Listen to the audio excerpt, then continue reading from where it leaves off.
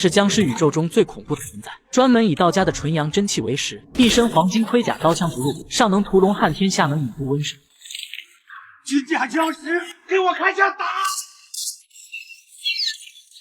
不仅如此，就连道家的镇尸符贴在额头，也如同一张废纸一样被轻松扯掉。刚才还吹嘘自己神符如何超凡霸道的事业，下一秒就被身后僵尸张开的饕餮巨口直接给他来了个对穿。这种高能的视觉刺激，当即吓得其他人慌不择路的四散逃命。而刚才他们的一顿无差别物理输出，早已将金甲僵尸彻底激怒。他召唤出随身武器纯金龙纹大刀，一刀下去瞬间斩杀了所有士兵。随后僵尸一个原地潇洒起跳，来到院外一匹健硕的战马身旁。接下来更高能的来了，只见僵尸将尸气汇聚于手掌之中，缓缓输入进战马体内后，立即改变了战马的经脉与骨骼，使其变成了一只无坚不摧的灵将。然后他持刀上马，一路跑到山巅，开始吸收月光，采集天地之气。而金甲僵尸走后，那些被一刀斩杀的士兵瞬间苏醒，此时他们已经被同化成了行尸，成群结队的涌入街道中央，对小镇上熟睡村民展开了疯狂撕咬。等秋生他们从牢里逃出来时，整个街道已经空空荡荡，俨然这里已经变成了一座尸城。就在这时，刚好遇到了幸免于难的大帅几人，一行急忙回到秋生武馆，这才知道了昨晚发生的一切。而秋生三兄弟作为茅山后人，有御魔降魔剑妖诛妖的就是几人，知道金甲僵尸下一步要吞噬道家真气，决定在师傅故居设伏消灭金甲僵尸。一旁的大帅本想趁此机会跑路，被妻子一顿数落调侃后，索性心一横留下来负责吸引行尸。到了晚上，大帅夫人带着小僵尸和小宝逃离了小镇。随着夜幕降临，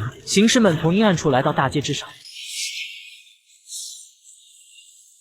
此时的大帅副官两人正占据在制高点位置，见状立即架好机枪交叉开火，因为这里是前往英叔故居的必经之路，两人需要将所有行尸拦截在此，给秋生三兄弟对付金甲僵尸争取时间。与此同时，秋生他们在门前布下狗血诛杀网，想打金甲僵尸个措手不及，可不料对方直接凌空跃至院中，反倒是打了三人一个猝不及防，见一计不成，三人急忙施法催动周围黄符，结成万符阵攻向金甲僵尸。然而这势大力沉的一击，被金甲僵尸随意挥出的一刀轻松破顶。没了符咒进行远程攻击，秋生只能持剑展开近身搏杀。只见秋生一顿蛇皮转位，对着金甲僵尸108道穴位精准劈砍顶刺，结果每次都是一抹火花溅起，丝毫没有对僵尸造成丁点实质伤害。而金甲僵尸一出手就是杀招，仅一招就将秋生打出了18米远。阿龙文才见状立即拉起镇尸法绳，将金甲僵尸反弹到狗血诛杀网上，并且趁其士气被削弱的瞬间，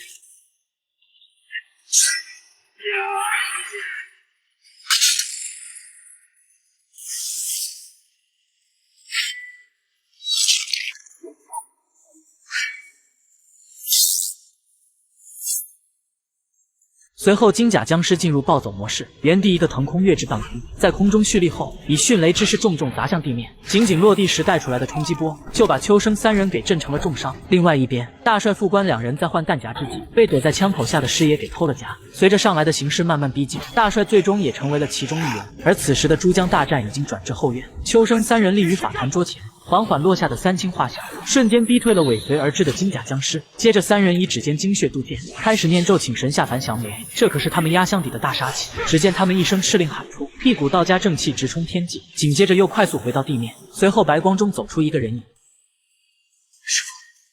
师傅，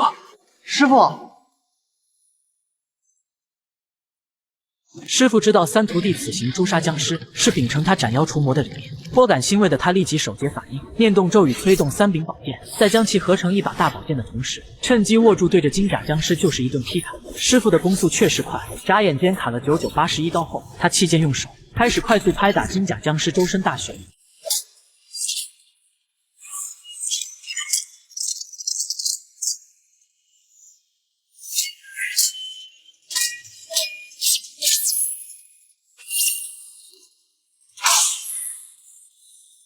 随着体内的湿气被悉数散尽，金甲僵尸自爆成了一滩绿叶，只留一双金甲靴子留在原地。而此时的请神术法也到了时间。师傅走后，三兄弟发现还有大批行尸正涌向这里，他们深知一旦放弃逃出小镇，就会为祸世间，致使生灵涂炭。于是三兄弟拖着伤体来到制高点，在周围角角落落放好大量炸药。好在经过大帅前期以所有子弹为代价，拼掉了80%以上的行尸。等剩下那些缓缓聚集到这里后，三兄弟义无反顾地按下了引爆器。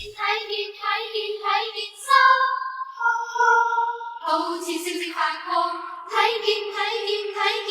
更慌。